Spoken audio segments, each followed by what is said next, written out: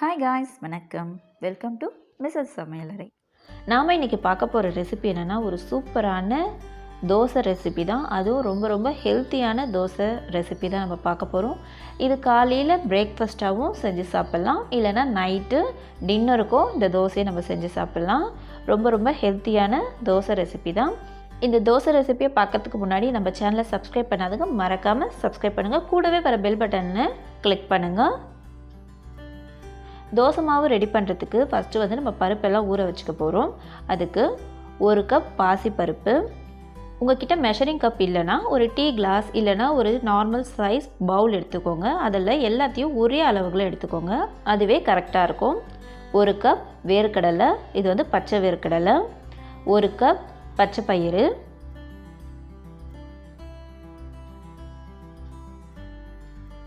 1 cup உளுந்து, 1 cup பச்சரிசி. நீங்கள் பச்சரிசிக்கு பதிலாக இட்லி அரிசி கூட எடுத்துக்கலாம். அதே கப்பில் 1 கப் கடலைப்பருப்பு, 1 கப் மைசூர் பருப்பு. இந்த மைசூர் பருப்பு இல்லை அப்படின்னு நினச்சிங்கன்னா 1 கப் பருப்பு கூட எடுத்துக்கலாம். இது எல்லாமே வந்துட்டு ஒரே அளவுகளில் இருக்கணும். இது எல்லாத்தையும் இப்போ நம்ம ஒரு பாத்திரத்துக்கு மாற்றிக்கலாம்.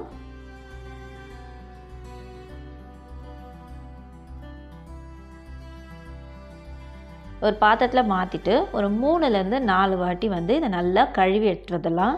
எனக்கு அந்த கிண்ணம் ரொம்ப சின்னதாக இருந்ததுனால நான் வேறு பாத்திரத்தில் மாற்றிக்கிட்டேன். இப்போ இதை நான் கழுவி எடுத்துக்கிட்டேன். கழுவினதுக்கு அப்புறமா இந்த பருப்பெல்லாம் மூழ்கிற அளவுக்கு தண்ணி ஊற்றிக்கலாம். தண்ணி ஊற்றிட்டு ஒரு 5லேருந்து 6 மணி நேரம் நல்லா ஊற விட்டுடலாம். இதை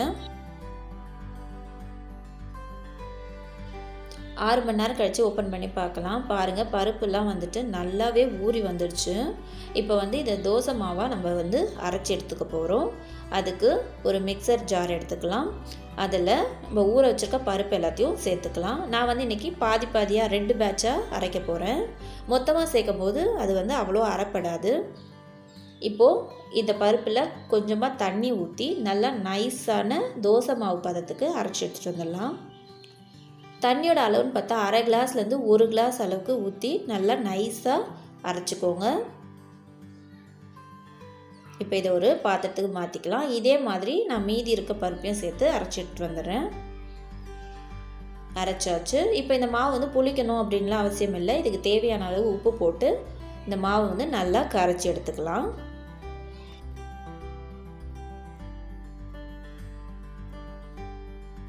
தோசை மாவு வந்து நம்ம நல்லா கரைச்சி விட்டாச்சு. இப்போ தோசை மாவு ரெடியாக இருக்குது. இப்போ வந்து நம்ம தோசை ஊற்றிக்கலாம். நம்ம இப்போ தோசை ஊற்றிக்கலாம். அதுக்கு வந்து பேன் வந்து சூடாக இருக்குது. இந்த மாவில் வந்து நம்ம கல் தோசைலாம் ஊற்ற முடியாது. நார்மலாக கொஞ்சம் மெலிசாக தோசை ஊற்றிக்கலாம். அதே மாதிரி கிறிஸ்பியாகவும் ஊற்றிக்கலாம். தோசை ஊற்றுனதுக்கப்புறமா இதுக்கு எண்ணெய் சேர்த்துக்கலாம். எண்ணெய் வந்து கொஞ்சம் எக்ஸ்ட்ராவே சேர்த்துக்கோங்க, அப்போ தான் தோசை வந்து நல்லா டேஸ்ட்டாக இருக்கும். இப்போ வந்து இது ஒரு 1 நிமிஷம் போல் லோ ஃப்ளேம்லேயே வேகட்டும். வெந்துடுச்சு. இப்போ திருப்பி போட்டுக்கலாம்.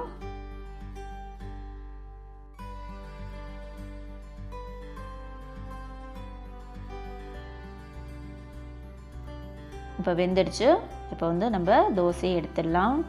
பாருங்கள், நல்லா சூப்பரான கிறிஸ்பியான தோசை ரெடி ஆகிடுச்சு. இதே மாதிரி நான் இன்னொரு தோசையும் ஊற்றுறேன். அதுக்கு கல்லில் வந்து கொஞ்சமாக தண்ணி தெளித்து அந்த தண்ணி எல்லாத்தையும் நல்லா தொடச்சி எடுத்துடலாம். ஓவர் ஹீட்டில் வந்து தோசை வந்து நமக்கு நல்லா வராது.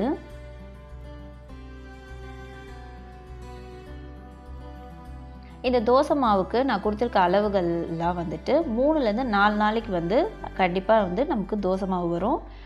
மாவு அரைச்ச உடனே நம்ம உப்பு போடாமல் ஒரு ஏர்டைட் பாக்ஸில் போட்டு ஃப்ரிட்ஜில் ஸ்டோர் பண்ணிக்கலாம். புளிக்காமல் நல்ல டேஸ்ட்டாகவே நமக்கு வந்து 4 நாளைக்கு வரைக்குமே கிடைக்கும் தோசை.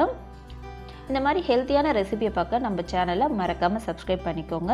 கூடவே வர பெல் பட்டனில் ஆல்ன்ற ஆப்ஷனை கிளிக் பண்ணுங்கள். அப்போ தான் நான் போடுற வீடியோலாம் உங்களுக்கு உடனே வந்து சேரும். தேங்க்ஸ் ஃபார் வாட்சிங்.